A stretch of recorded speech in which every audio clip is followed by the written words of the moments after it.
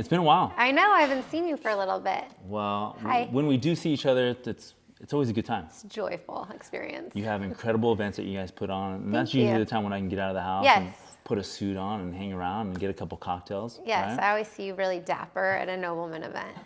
I like it. We're here. This is called Nobody Cares, as you know, and one of the reasons why I want to have you on here, I just want to have an open conversation about who you are, because I feel like you wear a lot of different hats. Yeah. You do, Yes. respectfully. Thank you.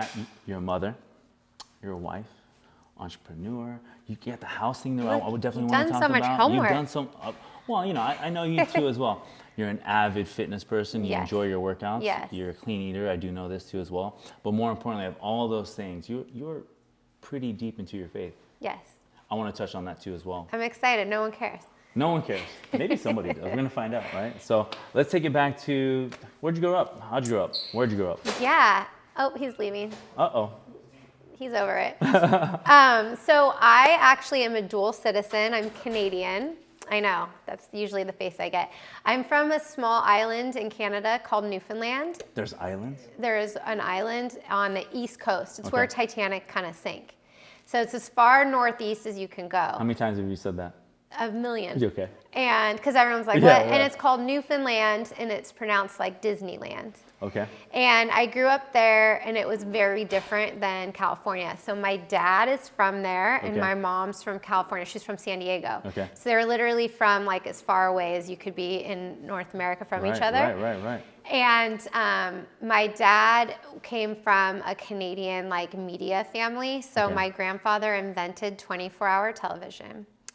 No way. Yeah, so he's like a really big deal, I guess, in Canada. Come on. So he's amazing. He was a maverick. He was like very a visionary and eccentric and Okay. didn't care and had a big role in who I am. And so my dad was doing kind of movies, and so he wanted to cast like models, and so he saw my mom and he cast her in his movie. Oh. And she played a green goddess, and it was before like reality TV or anything like that. Right. But he had a holy man because it was during the Beatles and like hippie movement. Right. So it was like, I want these models and they'll be in different colors, and I want them to ask them, the holy man, anything.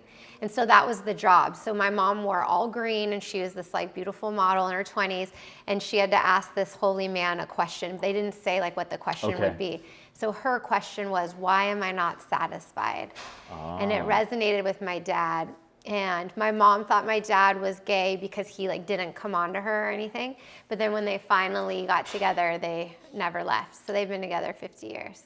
And at that point, your mother was reassured that He's not gay. he's not gay. Yeah, I guess her lips were swollen from like their night together. Let's get out of here. Yeah, that's our family legacy. She was busy. Yeah, Yeah. they were awesome, and they Yeah. still are. They're amazing. Yeah. So those were my parents. So Okay. I was raised like kind of in Newfoundland, but then always heard about California and how it was sunny. Yeah. And so my mom basically, when I was going to go into middle school, was like, okay, we can't do another winter here. So you were born there? I was born in LA. Okay. And then we moved there when I was 2. Okay. So I grew up in Canada. Yeah. Yep. And then we moved to San Diego, and I did high school in San Diego and then college in San Diego. And then I moved I was like, I want to move because I've been here forever. Right. So I just moved an hour north because I was like, it's Not too different. far, but it's different. Same, but different. Yeah. I love San Diego. Oh my, you have a San Diego vibe to you. It's like, love Yeah. New York too. It's not a New York vibe, but it still gives you big city Yes, feels. you Big can city tell. feels. Yeah. It's very eclectic when it comes to Yes. the ethnicities that are there. All different types of food. My wife and I, we love going there. I love being from there. It's just a great time. Yeah, I kind of claim everything. Okay. That's like I feel like that was thing. coming next. Yeah. Yeah, I'm Italian, so I'm like, I'm Italian. Let's go. And then Canadian, San Diego, like anything you are, I will What's your relate sign? to you. What's your sign? I'm a Pisces. You're a Pisces. Okay. Yeah. But my parents are really they got like my charts read when I was young, and like they were into psychics and things. Yep. But I'm a Christian, so I don't believe in that a lot. Yep. But I do. My mom and I are both Pisces, and then my dad and my husband are the same sign as well. So I think I didn't know it, but I was looking for my dad yeah. in like that same relationship. That's a whole psychology thing. Is it? Well, I love my dad. I think he's like my role model. Yeah. I'm total daddy's little girl. I'm like the greatest thing to him. That's awesome. So you ended up moving to Orange County. I did. I moved to Orange County right after college, and I volunteered for Young Life, which is like a Christian outreach for high school kids. And so that's how I became a Christian, was during Young Life. They reached out, like I would go to that, and I felt like I had a role model there, and she really played a huge role in my life because my family life was pretty chaotic, and she was like a source of like stability and peace for me. And so when I graduated, I was like, well, I want to give that to somebody else. Like it totally changed the course of my life. And so I had just moved up here. I found the local Young Life. I walked into the trainer meeting, and I like saw Doug across the room. Okay, now we're getting into the good stuff. And I was like, I am in love. And I was kind of still dating someone from San Diego, but I broke up with him, and I hadn't even said a word to Doug. But I was like, we are getting married. No way, come on. It was love at first sight for me. For Doug, he called me Linda. My name's Lydia, and he didn't remember my name. Way to go, Doug. I've also said that story a million times. Yeah. But no, I knew I loved him. And then his roommate asked me out. So I was like, oh no, if I go out with the roommate. You're gonna kill that. Yeah. Yeah. So You said no to the roommate? I said, a bunch of my friends are going out to a concert. Why don't you bring your friends? We should all. And then he brought. Why don't you bring your roommate, Doug? Yeah. Very specific. So then he brought Doug, and then Doug realized that he loved me. Oh, he realized. I mean, come on. Somewhere along the way, he realized. Yeah. And then, how long ago was that? So we got married. I was 21, so 22, and then we got married when I was 25. Okay. Yep. So yeah, and he was a year older than me. Yep. And so we dated for 3 years. He took like over 3 months to kiss me. Oh, wow. Just kiss me. Right. And I never had that before. So he moves fast. Yeah, exactly. I was a Christian in high school, and I like became a Christian in high school, and then he like asked me out, but I like worked. I graduated college. I was 22 years old. So we would go on dates. We weren't little babies. Right. And then he would walk me to the door and not like kiss me. Go for it. And then it was like New Year's Eve, and it was all these different events that it was like, hello. we were kissing. Okay, yeah. We were making out. Yeah. And like I loved him. Yeah. Like I would just You're like dude, I already love you. We're already married. You don't even know it yet. I want to hold his hand and like be with him. Yeah. He basically took me, he took me to the beach, and he had like a speech kind of prepared. Oh, wow. And it was really beautiful. And this sounds like Doug. He was just like, I know that you're the one. It was crazy because we hadn't been dating that long, only like 3 months, but he basically was like, this is our first kiss. And I know once we open like the physical door, that's going to be like a whole thing. And so I just wanted like us to be best friends and like that foundation. Right. But we were both virgins when we got married. So we've only been with each other, which I think is cool. That's really cool. It's unheard of. That's really cool. I think that a lot of people are nervous to say that, or think that like you would be weird or somehow like looked at differently or I don't know. Like but it's been like really cool. I think it's funny now being married like 18 years and or 17, I don't know, you lose track. Yeah. But like I go out with all my girlfriends, and I feel like I have the best sex life out of all of them. And you guys know each other. Because we like figured out how to do everything together, and there's no like weird awkwardness. I don't know. We don't have any baggage in that area. Yeah. So I feel like we were really protected by that, because I'm a little psycho. Yeah. And so I feel like I feel like I'd be like nervous or like jealous or like crazy. Yeah. Like, what about her, babe? It was 25 years ago. I would be like, I have like a better vibe, right? Yeah, so, no, for sure. Yeah, so there was none of that. So that's good. So you guys got married? So we got married, and we have now 3 boys. Yes, you do. So, yeah. How soon after? So we waited like 4 years. Because Doug was like, we just want to be in bed for 4 years. And enjoy each other. Really, yeah. Yeah, so he didn't want to have kids right away. And so I didn't either. And then all of a sudden, I like started seeing pregnant women everywhere. It was just like in an elevator. It just, all of a sudden I was like, I don't know what's going on, but I really want to have a baby. Oh, yeah. And that had never, I'd always been really driven and had a lot of like aspirations and really wanted to focus on work. Right. And then all of a sudden I remember like we were in Hawaii, which is probably why I was seeing babies everywhere, because it's like all Travel these time, young kids. Yeah. But I was like, oh, we need to start thinking about having family. Yeah. And you guys start thinking about it. At this point, what's Doug doing for a living? What are you doing for a living? Were you guys just kind of hanging out, cruising? What do you guys got going on? No, yeah, we've never been hanging out or cruising. Like, we're always been pretty driven. Okay. I had my own business and he had his own business when we met. Okay. And then those merged together doing like design. And then, so we were working basically together. It was like 20 years ago. So he designed the like websites and different things, which now is like an app you can do. Yeah. But at the time, like, so businesses would hire him, and then I did video editing. And so we would kind of work together. I would do like corporate videos and different things for companies. Yeah. Yeah. So we did a lot of marketing. I guess we were like a boutique marketing firm called Skylab. Okay. So we worked together, and then basically, we were like, let's try for a baby. And then I was pregnant like that day. We got pregnant like very easy right away. Were you guys in Newport? We were living in Newport. Yep. Yeah. And then boom. Boom, we were pregnant. Yeah, it was, I remember telling our parents and telling everyone. So we called his mom, he's one of 5.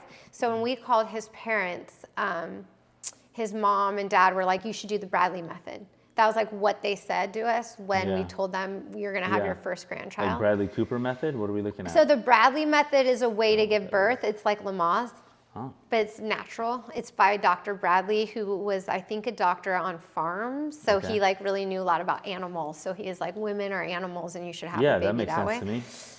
I was like, okay. You're an animal, I'm an animal. I'll take it from here. Yeah, so I was kind of naive, I think, like being young and first kid, and was like, okay. And so we started going to those classes, and it made sense, like their whole thing, which I actually appreciate though, was like your body knows what to do, and you just need to relax and let your body do that. Do what it's supposed to do. Yeah. Right.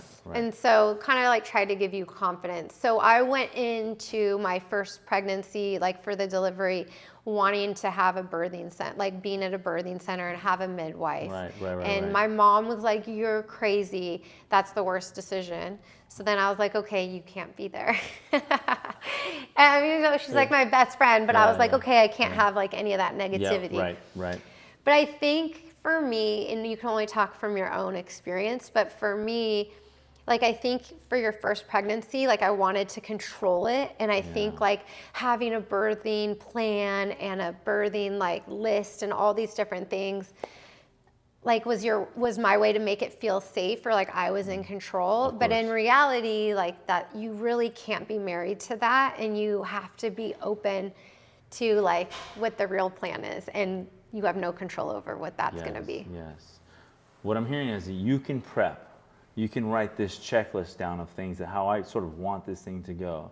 But what I'm hearing is like it didn't really go that way. No, well, for me it didn't. Not my first pregnancy. How did it go? Well, so I wouldn't dilate, and so I was at the birthing center for like a day and a half. I just couldn't. Seems like a long time. Yeah, you're funny. Yeah, it was a long time. So that was a long time to be in excruciating pain. I'd never seen Doug cry. I'm like emotional. I mean, I don't know if you can get that from me, but I like feel everything passionately because I'm Italian. Yeah. And Doug is like very even keeled, which I love about him. Yeah. And so he was like in the corner, and I'm like, where are you? And he like came out, and I was like, are you crying right now? Like, stop it. The one time he decides to be vulnerable, he gets ripped. I'm never crying again. I'm like, why are you crying? He's just like, I hate seeing you in so much pain. Yeah, so I think it was hard for him. Yeah. But so yeah, that didn't work for me. So I ended up, they had to like break my water, and then they wanted to give me fluids. And so at that point, it just became, well, if you're going to give me IVs and do this whole thing, like, let's go to the hospital. Do it, yeah. Like, that doesn't make sense. The whole point is to be, like, mellow. Were you at this center, at this point, you're like, all right, we need to go to the, what did you guys, HOG? They all decided that I needed to go to the hospital and get, like, fluid, because I'd been pregnant for so long. Right. And I guess So my first son's name is Sterling, and you can be breech, but you also can be sunny side up. Correct. So he was sunny side up. Yeah. So it was all like back labor. Ooh. And I think that women don't talk a lot about, like, you kind of just see a movie, you know what I mean? And you're like, oh, it's not really like that, but no one really actually talks. Like, the pain that you get is totally manageable because you know it's just going to be a minute, and we can do anything. Yes. For a minute, especially. But it was like a familiar, like it's like cramps. It's kind of a familiar pain for me. Yeah. But the back labor was so foreign. No epidural. It didn't. No, not in the birthing center. No. Oh. So you have nothing. Like you're just like on a farm with Dr. Douglas. No, Dead. not really, but yeah. But yes. So yeah, they switched me, and then honestly, once they switched me, I took a nap, and they so I think they gave me a lot of drugs, which was not what I wanted, because I obviously just wanted to be present, and I was like a little sleepy, and then when I woke up, I was a little groggy from all the drugs, and so I couldn't. So then basically, it's time to like give birth. And then the most traumatic part for my first son was I couldn't get him out, which is important, right? Yeah. And so they had to like take a plunger, that whole thing. But head? if it pops off, it's only allowed to pop off twice. And your third time, then you go to the C-section. So he popped off twice. So now all of a sudden they called in like an army of people, and it was supposed to be just Doug and I in a birthing center, and now all of a sudden I'm like in a hospital on drugs, like full team of people, and they're like, if he doesn't come this last push, you're going straight into the emergency C-section. Oh. So he came. It was a Hail Mary, and they got him out, and it was just like amazing. Boom. Yeah. What an amazing feeling. Oh my gosh! Right, like the whole emotional. Did Doug cry then? I mean, yeah, I've seen him cry a lot. Our dog just passed away this year. I definitely saw him cry a lot. I mean, that was 20 years ago. Yeah. But I think like for me, especially with the first, I knew you were going to ask me a lot about pregnancy, and I was trying to think of like what I'd want to say to like women. Yeah. And you mentioned like I love being fit. I love like what I eat and watching that and like feeling strong and feeling in control of my body and like being proud of my body. And I was so, I think, scared even during my pregnancy. Like my son took over my cravings. Like I wanted just to eat grease all the time. And I felt like, oh my gosh, and you're seeing yourself get so big and uncomfortable. Right. And after I had him, like that moment he was out of me, I was in control and I felt like myself again. Okay. And I felt so strong and beautiful. Wow. I just was like, I am so amazing. I just made this perfect little guy. Like, it was the most beautiful feeling, even the weeks after. Obviously, you like aren't looking your best and a lot is going on there. But I just remember feeling like so proud of myself and secure in a way that I like always pictured. We hear so much of like being insecure, like, oh, your body changes after, like, boo-hoo, these are stretch marks are beautiful and this type of thing. But I don't think anyone really like says like this contentment and joy that kind of like comes from being a mom and like making this baby is so just mind-blowing that you just feel so empowered and like a goddess. Yeah. That's a great insert on what you just said. I'm like trying to take that all in right now. So you have 3 boys. I have 3 boys. You did that 3 times? Well, no. So the first is always your hardest. Okay. I mean, that's like with anything in life. When you say, like, if we did this podcast again tomorrow, it would be like even. Yeah, it'd be even better. Yeah. Well, I mean, not even better. Maybe. No, yeah. My second was way easier. I think your body knows, especially because I had them very close together. So I did like a Kourtney Kardashian where I pulled the baby out. I got to do that with my second. It was so much easier. Like this? Yeah. That's and you the thing. put haven't you seen Kourtney Kardashian has it on her, it's on one of the episodes, I don't know. I have to admit, Most girls, I do not follow her. I don't either. Should I? No, but no. But that was like a big moment in like, I don't know, womenhood pregnancies. Pregnancy, because she showed that, and I was like, it was right around, I think, when I was going to have Maverick, and was like, oh, I want to try to do this. So I like asked my doctor, can I like I want to take the baby out. He's like, okay. Sure So enough. we went first straight to the hospital, got an epidural. Like, we're not messing around this time. Yeah. I was like, I don't want any of the drugs. Yeah. So in order to do that, I just don't want to feel anything. Correct. So the second time was so much better for me. We went right to the hospital and I got an epidural.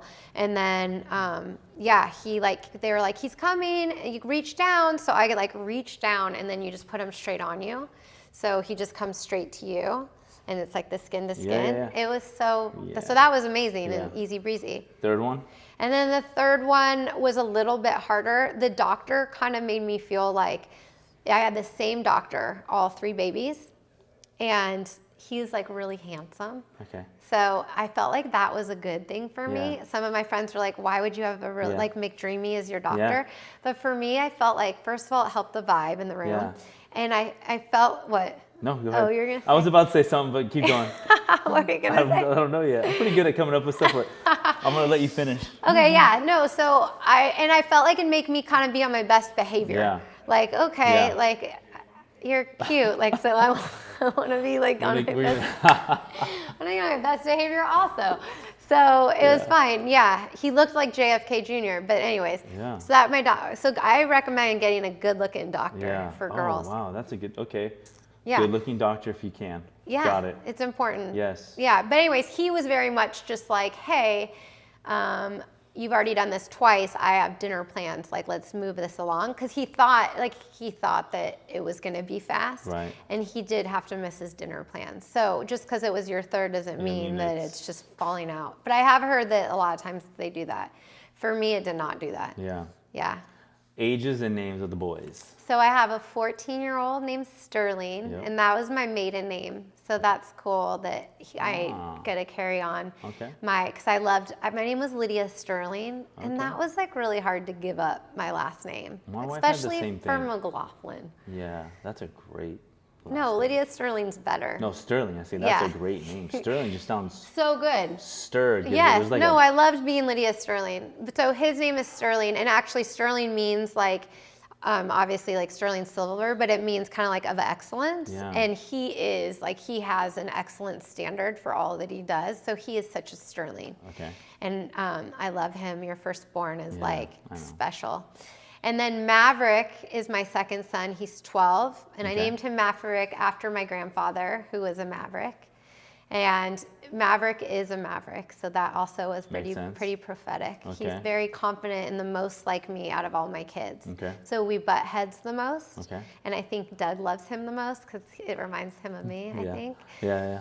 And then my littlest guy, his name is Roman, and he is 8. And I'm named after a woman, my great-grandmother, Lydia Romano. Okay. So that was like an honor to her right. and my namesake, because I wanted to have a girl, Okay. and I didn't. And so I have 3 boys, but it's meant to be, and Right. it's okay. You would have been a great girl mom.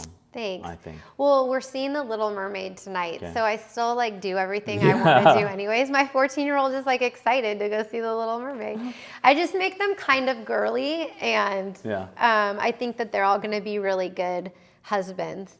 I feel like they I need. think they get a good example in front of them. Well, I thank you, but I feel like it's important. Like, my brothers had me and a sister, and there's no other woman in the house. But I know that I'm a lot, and I'm enough for them to understand Look at all that of self-assessment. women. I know that I'm a lot. Yeah, I do. Yeah. I am. Sometimes Doug's like, it's a lot. Yeah. I'm the same way at home. I'm a lot. Just a lot of energy. Yeah. My wife's very calm, cool, collective, introvert for sure. Interesting enough, she's a therapist, so she likes talking to people to some degree. Yeah. But for the most part, she just rather kind of just homebody, hang out with the family and kids. But I'm a lot too as well. And sometimes she'll tell me, hey, can you just go in the other room? You got a lot going on right now. Just this weekend, Maverick had a soccer game, and Doug was like, you're yelling. It sounds like he's in trouble. I'm like, I'm cheering him on. He's like, dude, reel it in. That's going to be me on the sidelines. Let's go. Oh my gosh, it's like warm-ups. AYSO. You're like, I'm I- sorry. And then afterwards, I'm like, Mavi, was I a lot? He's like, you're a lot. I'm like, okay, I gotta Tone it down. But you want to be you I and just know. shine I and know. be intense. But it's not about us. It's I about them. know, it is about me though. That's why I like you. That's how I knew. I say the same thing, but it is about me. We don't get there without. Yeah, it's my day. Yeah. Somehow or another, we make it about us. Oh, well, yeah. Right? Well, someone was like, even in business or in anything, but like everyone's thinking about themselves basically 80% of the time. Right. And I actually talk to a lot of women also. I lead a lot of Bible studies in different groups. You do. And a lot of times the girls are so insecure, but it's about like things that no one's going to notice. Even like weight, which I mean, you can relate to obviously. Like I want to just lose 3 pounds or I'm a size 28 and I want to be a 27. And you're like, I would not notice if you walked in a size smaller, but you're going to obsess and ruin the next 4 months. Like, just be stoked. Yeah. You're awesome. That's a good point. Just be you. Yeah. I think people have a hard enough time being themselves though these days. Oh yeah, I know that, and I think that's why I'm a lot, because I mean that's the way I am, and I'm just like I feel that I've been set free to just be myself. It's a great feeling. It's very liberating. And it makes people around you want to be themselves too and feel comfortable. Yeah. Like I can feel when people are holding back. Yeah, or just like insecure, and then it makes you feel uncomfortable because of their insecurity. Because you're kind of mirroring how they're like, maybe I should tone it down a little bit because I'm a lot for them. I feel that too. Yeah. But then when I'm around my tribe like this, I feel I can continue to be me, maybe even a little bit more. Yeah. And finally get it out. And yeah, like, all right, bringing out like the craziness. Oh, yeah, great. Yeah. And then I go home and I'm sort of exhausted by myself, because I've given out so much juice to everybody else. Oh, totally. An extrovert at the highest level. People fuel me for sure. I mean, look at the industry I'm in. I've been in for almost 20 years now. Huh. And so being around people gives me absolute energy. Like literally fills my tank when I leave the house. But by the end of the day, I'm like gassed out though too. Yeah. Like, I've used all my gas. Well, of course. But I don't mind it. That's how I like redlining. You want to go out again the next day. I get to sleep, eat, refuel, and then I'm ready for more people the next day. It does get exhausting though from time to time. And I think my wife's sort of the opposite, where she starts off with a full tank, and then every sort of interaction, she sort of gets depleted by that, right? When I'm trying to fill my tank and she's trying to deplete. That's how I sort of look at the introverts and extroverts and how we sort of fuel one another. I married an introvert. Did you sort of? Well, so I think I'm an extroverted introvert. Okay. So I'm really outgoing, but I like being by myself, and I don't love. I'm trying to have a heart for people. Go ahead, say it. Nobody cares anyway. But I don't love some people. Yeah. Can we say names? No. I'm just trying to have a heart for people. Yeah. I really want to have a bigger heart for people. But I don't get energy from being around people. I get exhausted from that. But I have put myself in positions to be around people. Yeah. Whereas Doug is different. He's like shy or quiet, but he's an extrovert. So we are opposite, but we're like different. But the same. Yeah. Same, but different. Yeah. You've mentioned quite a bit since we've been talking about really one topic, and I want to go into it, and that's your faith. Yay. And you are a Christian. You're a devout Christian. You're someone that takes your faith very, very seriously. Yeah. Right? You also lead a couple different women sort of like things, I don't know what else to call it, but where you get to empower women. You guys get to talk internally with one another. Yeah. Sort of these campfire discussions, right? Exactly. About perhaps the Bible, perhaps the message that it's in there, how that serves you daily, weekly, your marriage, your relationships, things like that. How did you get into you mentioned earlier, I moved up here, joined this sort of thing going on, and I sort of dove into that. But then you also met Doug, who shared the same faith. Yes, yeah. And then how did you guys sort of, not physically marry, but how do you guys marry each other's Christianity, and how do you guys marry each other's faith? How'd that come about? Yeah, well, there's so much there to cover. I like it. I know, there's a lot to unpack, but I would let's take it from that point. It's like, hey, I'm a Christian, you're a Christian. Okay. There's some differences there sometimes, as you know. Yes. Right? Well, we were raised very different. Okay. So my family, I mentioned, but like my mom and dad were hippies. And so they weren't, my mom was like Italian Catholic because it was more like her culture. Okay. So she she put me in Catholic school, but it wasn't like because of faith, it was because of culture more. And so it was like First Holy Communion, like, yay, you're in a dress. So I had like gone to church and everything, but I just didn't like understand I guess, like having your faith actually be like important, or building your life on that, and how does that really look like? Right. And I was around like a lot of, my dad really talked a lot about reincarnation. He had been to India and studied a lot of like Eastern philosophies. So I think growing up, it was like everything was accepted and everything was true. And my dad, we even have this huge painting in my house where it's a person falling off a cliff dying. And then there's the three main religions of like angels pulling him. And so the idea was that each one would take him to the same place depending on where their faith was. Right. Okay. So that was like how I was raised. And I think that that's why like I'm very comfortable talking to anyone of any faith, because I know a little bit about all different faiths. And then in college, I was a theology minor. I just am very fascinated with religion and faith. And I think also being exposed to a lot of highly successful people and like movie stars and like directors or famous people, rich people, but like still feeling like there was this underlying, like they're on drugs and they're not satisfied and they're cheating on, like there was a lot of like dysfunction that I would see, that I just was like, what's it about? Like if it's not about what the world's telling me to pursue, then what is it about? Which leads you to God, right? No matter what. So I think as a kid, I was always like pretty intrigued. Yeah, like seeking of like, okay, I kind of, what am I gonna pursue? Yeah.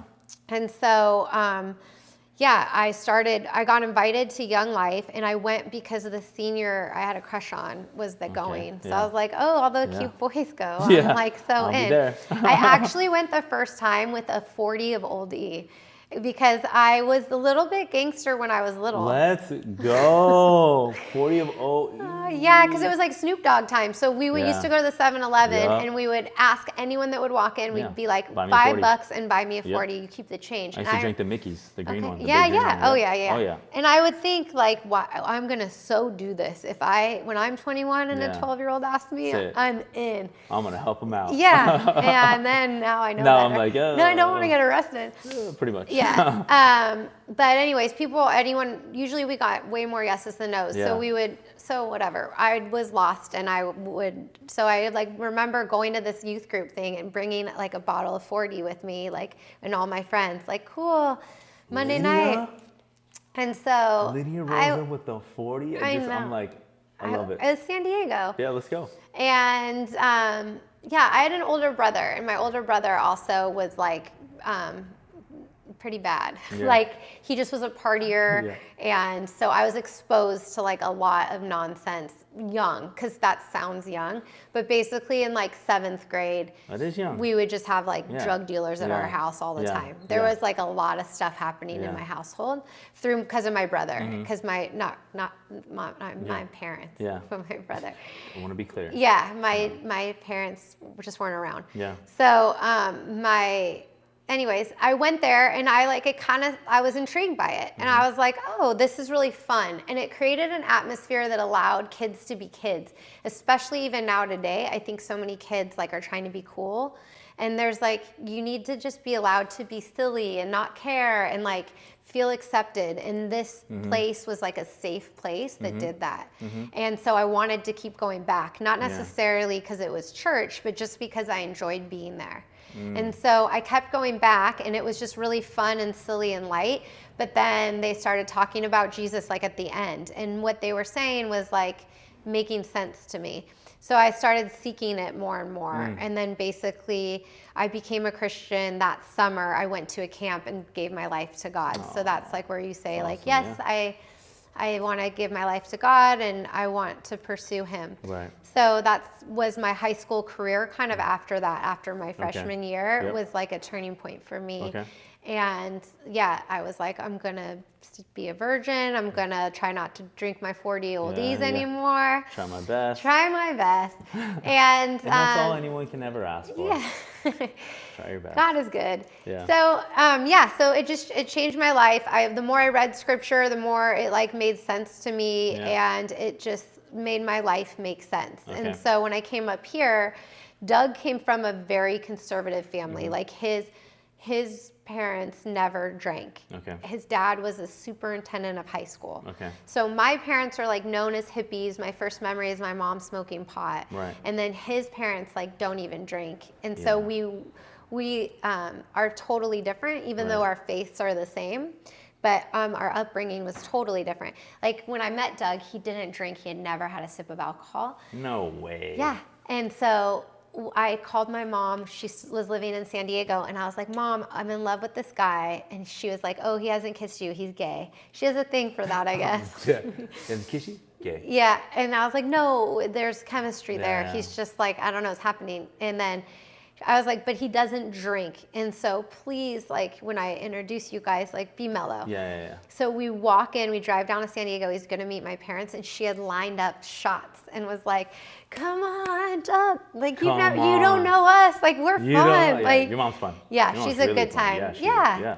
And so, anyways, I felt good. I feel good about it because he knew what he was getting into out the gate. Yeah. There was no, like. On the drive there, we were like, hey, I just want to give you a couple pointers, a couple heads up about my mom, about my dad. My mom is my best friend. Yeah, She's so important to me. So I definitely have talked about her a lot to him. So he knew. I mean, and you meet her and she's like sprinkling fairy dust on you. She's like a good time. Yeah. So she's a big personality. So you guys go into this relationship, this marriage, right? Two Christians. How much of your faith has sort of helped you and guide you to who you are today? Not only as a mom, entrepreneur, businesswoman, you're a lot of different things. All those hats. How much has your faith helped you?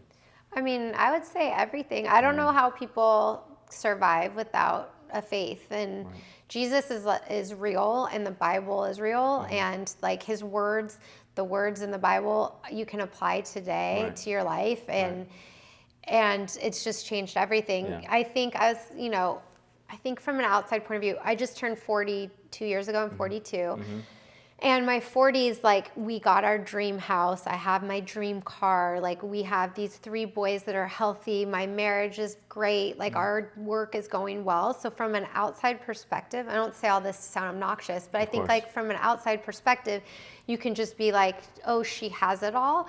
But I think behind that, like, my mom got really sick this year. We thought she was going to die. The doctors gave her 5 months. Wow. Like, I mean, I can go down a list of things that happen. You can't protect yourself from life or from trials or from hardships. And I think that no matter what you do or how much you strive or plan, just like your birth plan. Right. But like if you build your relationships and like the foundation of who you are in your life on the Lord, I would say that like there's this beautiful song that like the wind can come and the storm can come, but if you're built like on a rock, like it can't shake you. Wow. And like I had, it's not fun being like in a hospital every day, like getting radiation, watching your mom, like, but you still have a sense of joy in the middle of that. Like you still have a sense of peace, and that can only come from God, I think, and come from your faith. And I'm really outspoken with it because I just don't think there are enough people that are, and I think that people don't realize or they haven't tapped into their like that spiritual side to them. And I know it's changed my life. Like I know that I wouldn't be where I am without my faith. And I want that for other people, and I want them to experience the same power. Look at you. So I do love people. Look at you. Do love people. Come full circle. Like yes, I do love people. Yeah. You do love people. That's why I do. I do love people. I just want them to be set free. And I think so many people are like, oh, they like compartmentalize their life, but everything is spiritual. Like we are spiritual beings in a physical reality. I agree. So like, of course, like the world matters, and like our bodies take care of our bodies. Like we can have physical desires and physical like wants, satisfactions, even like a great meal, like a good sex, like all of these things are great. But like at the end of the day, it's fleeting, like you need another meal, you need to have sex again, like whatever it is. Whereas like with the Lord and his relationship with him, like is the best thing ever. Wow, your take on your faith is incredible. And the conviction that you have behind that is it's even bigger. Thank you. That's awesome. Well, I felt called this year. I wrote a book on joy. Okay. And I thought it was so funny because I'm writing this book. I felt called and led to do this. I got like a publisher. I'm going to be in Target and Walmart and Barnes and Noble. Whoa. Okay, let's talk about that. Let's go. So it's there. Get it. What is it? It's called Joyful. Okay, Joyful. Yeah, by Lydia. Okay. Yeah, go to Target and get it. Or Amazon. Okay. But the year I wrote it was like the hardest year ever. My mom got so sick. And so it was so interesting being like, oh my gosh, I'm writing this book on joy. Telling everyone how to be joy when I want to just be in a ball and cry. But the joy doesn't come from even like the weather, you know, like we have to be our own sunshine. I agree with you. Wow. Your perspective. You need to start a podcast and just be tons of positivity. I'm here. I'm here right now. I want to go into Housewives. Okay.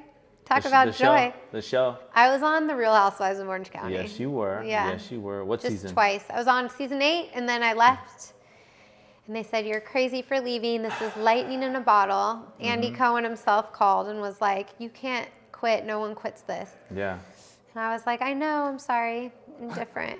I know, but I quit. I gotta go. Yeah. But then we had our 3rd kid, and then I went back again for season 12. Right. And so. First twice. season on there, what was your experience like? What was that even? I mean, did it change some things for you? Oh my gosh, it was awesome. Yeah. Okay. It was a great experience. Who else was Anyone on the should show? do it that can do it. So my first season was like kind of the all-star cast, I feel like. Cause it was Vicky, Tamra, Gretchen, me, Alexis, and Heather Dubrow. That sounds like a lineup. It was good. Yeah. It was a good year. And then when I went back again, it was like Heather was gone. Yeah. And Alexis and Gretchen were gone, and then it was Kelly Dodd, and Megan Edwards, and Peggy.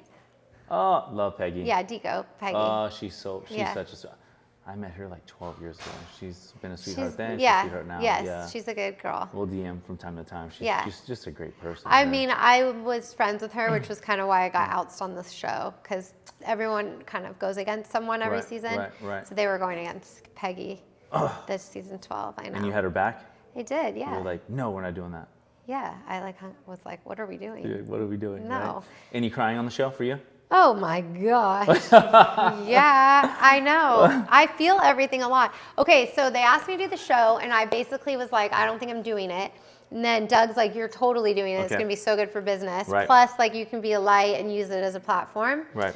And my brother, I'll never forget, I have 2 brothers. My oldest brother was like, I bet it's all just for show and that they all really like each other and you have like margaritas after. And I was like, okay, yeah, you're right. That makes sense from an outside perspective. Yeah, I was like, that makes sense. They're it's a show. hamming it up, like be mean to me, but then afterwards, like we're bros. Like, but like I kind of don't like you, but it's fine. Yeah.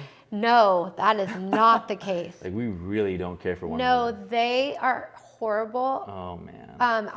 They're like worse off because there's like dynamics and egos and like producers and so much stuff that you don't see on the show. So a lot of times what they're fighting about on the show isn't really what they're fighting about. They're fighting about something that they can't really talk about. So like those emotions are real. They really don't like each other, but it might not be because like you're drinking LaCroix. It might be because you hooked up with my friend, you know, and I can't say that on, but then what happens is like I can say anything about you and people might believe it. I know, and that's wild. So that's why I left kind of, because then it becomes like one of the girls alleged that the husband beat her. Mm-hmm. And so then that's a big deal. It was such a big deal when I heard it. I like started crying because it was like they have children. That's going out now nationally. And so then I would go anywhere and I would have strangers come up to me and be like, is it true that he beats her? Yeah. Oh. And you're just like, oh my gosh. You opened up Pandora's box. Not you, but that. No, so that was fearful to me that like that they could say anything and that people would question it. Right. It could be anything. It could be like Lydia is an alien. And then there'd be someone out there that's like, is she? Yeah. She might be an alien. And you're like, oh my gosh, I don't trust some of the girls on here. Like they don't have a moral compass. Mm-hmm. Mm-hmm. So that was hard for me. Like, what am I risking? Fame like, and money for... Yeah. So the first season I was like, oh, I'm going to do it. It's going to be fun and I can be a light. Right. And then when they asked me to be back, I wanted to do it again because it's so much money and you're famous. And fame is addicting. Yes. It's like super fun. Okay. But also scary. Okay. Like I remember being... How is it fun? Let's go over that real quick. Okay. And I'm glad that you're talking about this, like being famous and people knowing who I am. There's some fun to it. Oh, it's totally fun. But it's also weird. Like I was in the car. I'll never forget this one. And I was in the car and someone started taking pictures of me at the stoplight next to me. And I remember thinking, did I ruin my life? Because it's like, there's times where it's fun to be famous. Like if I'm done up and I'm at a party or you get to go to the front seat or the perks of it. Yes. But if like your kid's having a meltdown and someone's videoing you, or the trolls that come out on social media, or just the negativity, it's a lot to carry. Yeah. I'm not complaining about it because I knew that I didn't want it anymore, so I was able to leave it. Yeah. But like for some of the girls, I think I noticed that it becomes a drug and like an addiction, and then basically they'll do anything to keep it going. Right. And so that's hard to be around, I think, which is why I would say so many of their marriages kind of fall apart in different things because they lose themselves. But it's like a big train that just comes into your life, and so it just like can overtake you. Wow. It's temptation? A lot. It's an addiction. Oh, 100%. I mean, and you see that on Instagram. There's temptation within that though too, right? Like temptation to do different things and you're getting more attention. Well, this was before, I was on it before Instacart because now, and Instacart where you can go to the grocery store. Okay, yeah. So I used to have to go to the grocery store, but I'm like so mellow as a person. I know I'm intense, but I'm also like free to be myself. But all of a sudden, like Doug's noticing that I'm like carrying anytime I leave the house. Right. Like going to the grocery store, I would totally not think about it. But now all of a sudden I'm like, oh, I just came from the gym. I'm not going to go to the grocery store. Someone's wanting a picture. They're going to post that online and tag it. Right. Like you start you start changing. That would be like a little change. Yeah, but then it like starts adding up where all of a sudden you think that's another thing. Like you think everyone's filming you. I remember hanging out with one of the girls before I was on the show, and they were on the show already, and we were walking and someone like at the table was filming, but she was convinced that they were filming her, and I was like, oh my gosh, like they're not filming you, calm down. Yeah. But then after being on the show, I was like, oh, they probably were. Yeah. So that was season, well, how about the second season? How'd that come about? So then I felt like we left, we had another kid. I needed to like get my groundings again because I felt like I was starting to slip away in care. And then every time they cast, they kind of would circle back, like you want to come back or whatever. So I always had a friendly relationship with the production. And then I had just had Roman. I was always like, no, we're having a baby. I'm pregnant. I have a new baby. Like, I'm not doing it. But then once Roman was like 2, I was like, okay, like I'll come in and take an interview. Yeah. So I went back in, and then Doug and I were just starting Nobleman. Okay. So we both like sat down and were like, let's do it for 1 season. So we like knew our game plan. Okay. Like, let's just go back and talk about Nobleman the whole time. Yeah, basically. So if you look at the scenes I'm in, like everything is like Nobleman is like everywhere. Yeah. We did like a launch party for Nobleman. Yep. I was still involved. Like I had to obviously be on the show and not be boring. But my goal was really just to launch our business. Yeah. So it was more of a business decision, which I think was good. Also, I didn't like buy into any of it because I knew I wasn't making a career out of it. Right. Yeah. And you guys are building Nobleman. I wanted to go into the Nobleman magazine. It's an incredible magazine. It's a national rollout. You guys rolled out nationally a couple of years ago, right? Yep. So we've been in business 6 years. It's a men's magazine. It's a luxury magazine. It's made in California. Yes, it is. So it's like the finest paper. We want people to be proud, like men. So we want to be GQ, but proud. The whole thing is style and substance. And going out of a gentleman never goes out of style. Ooh.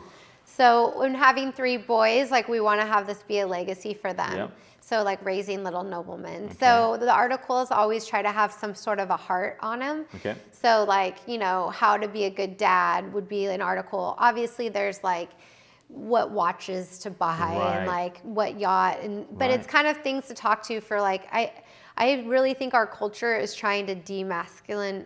Thank you. And I just believe in like females and being feminine, and then men to be masculine and strong and like all of those things. So we really love that. And who the movie stars that we choose on our covers also like are inspiring. Very inspiring. It's like Hugh Jackman, Matt Damon. Yeah, we have good guys.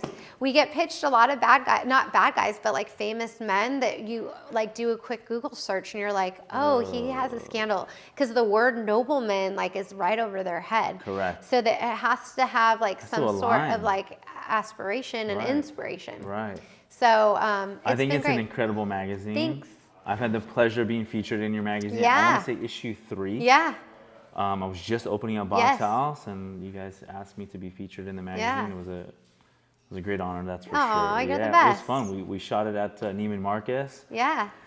And man, what a great time that was. It was fun. We'll have to do that again and round up. And how many issues now?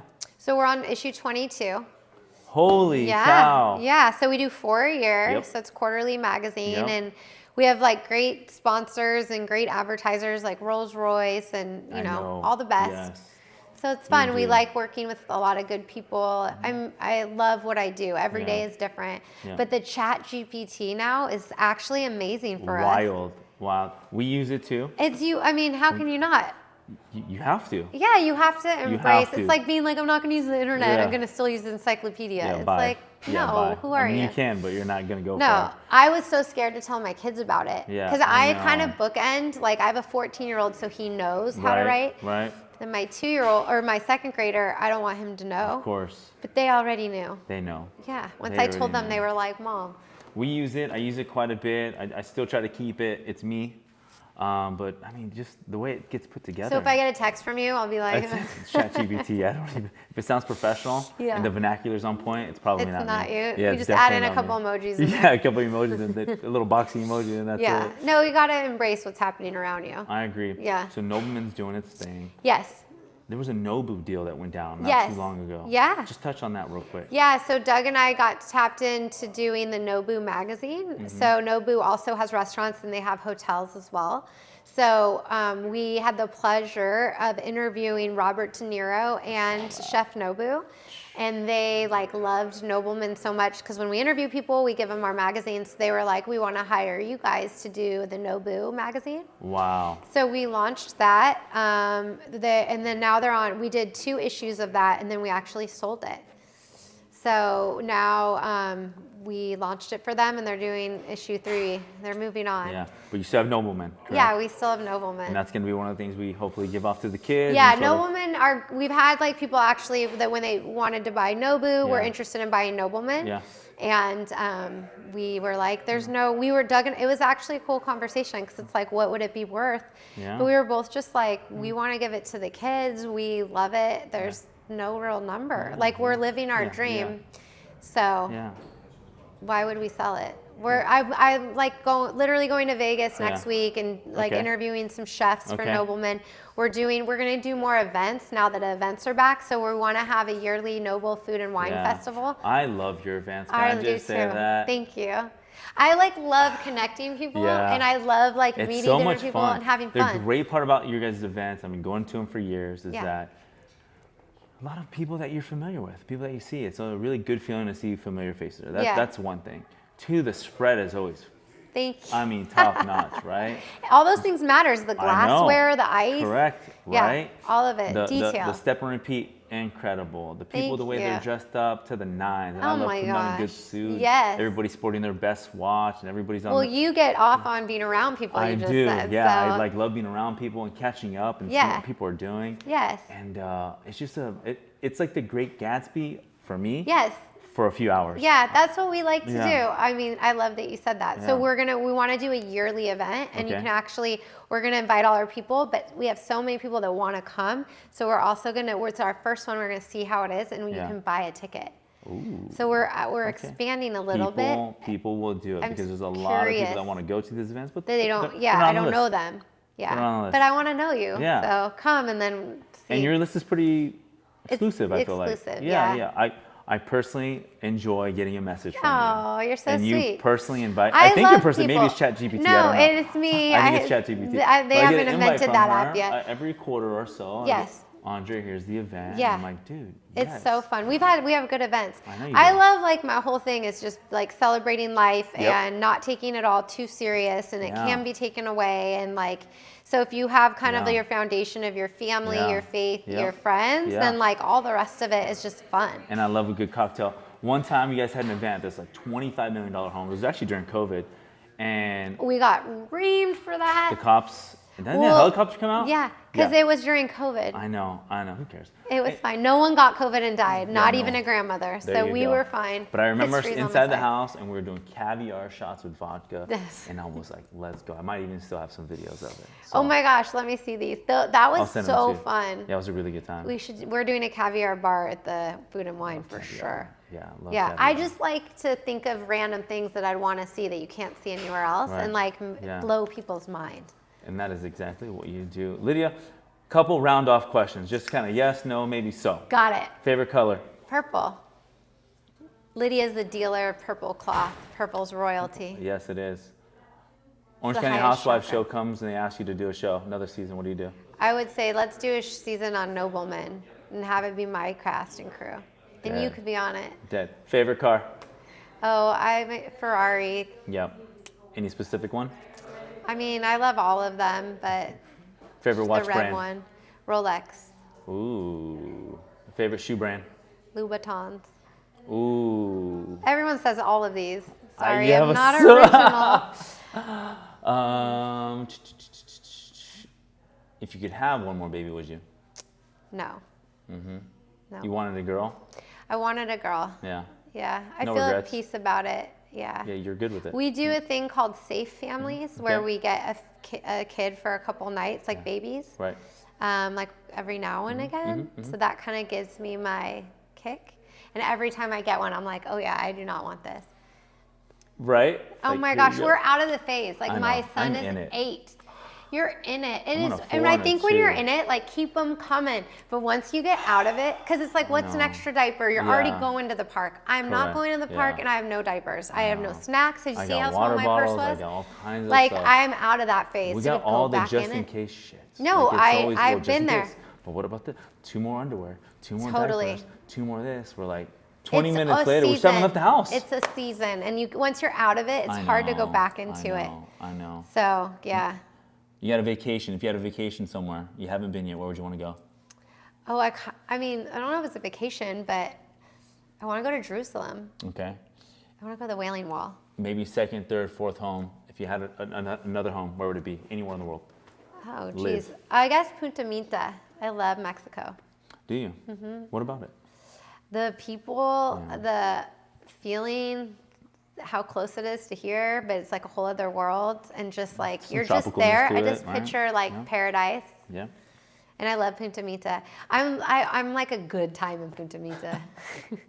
Maybe next time we'll do an interview on you and your Oh my experience gosh, with the music. yes, forget Yeah. about it. It's Well, I'm so gonna fun. have Jonathan here the next time you guys have an event. I'm having him come with me and Oh, cool. do some BTS for Okay. us Oh, at the fun. next event. Yeah. And Oh, get yeah. some footage you guys may not get. And I get some love fun it. stuff. Yes, So invite. we are gonna wrap this thing up, but before we wrap this thing up, I really did enjoy talking to you about your faith. Oh, thanks. Absolutely, yeah. I love felt the like now I story. want to do it talking to you, asking you questions. Oh man, I've been getting that a lot too. Yeah. But I enjoyed having the conversation about that. I didn't know too much about Doug when it came to how you guys met and sort of his faith too as well, and how you guys came together. The kids is great too as well. Do you have any final messages for people that are watching? Just about life, whether it's faith, Yeah. if you're going through something, or being positive, or you could tap in Nobleman one more time if you want. It's all good. I think the biggest one is like to believe in yourself. I really am a big fan of like shining and just beating to your Yeah. own drum. And I love, I guess the verse is like God can do more than you can ask or imagine. And I would say my faith is in my life is a testimony to that, of like I never imagined I'd be on a reality show, but that opened a lot of doors for me. And so I think sometimes like seeing where you're being led and trusting your destiny and like trusting God's plan for you and walking through those doors is really powerful. Wow. Trusting your destiny, trusting God's work, right? And what he has in store for you. That's Yeah. huge. Well, I want to thank you so much, Lydia, for coming. Thank We really you. appreciate it. Thank Let's you. wrap it up. Give me a hug. Yay!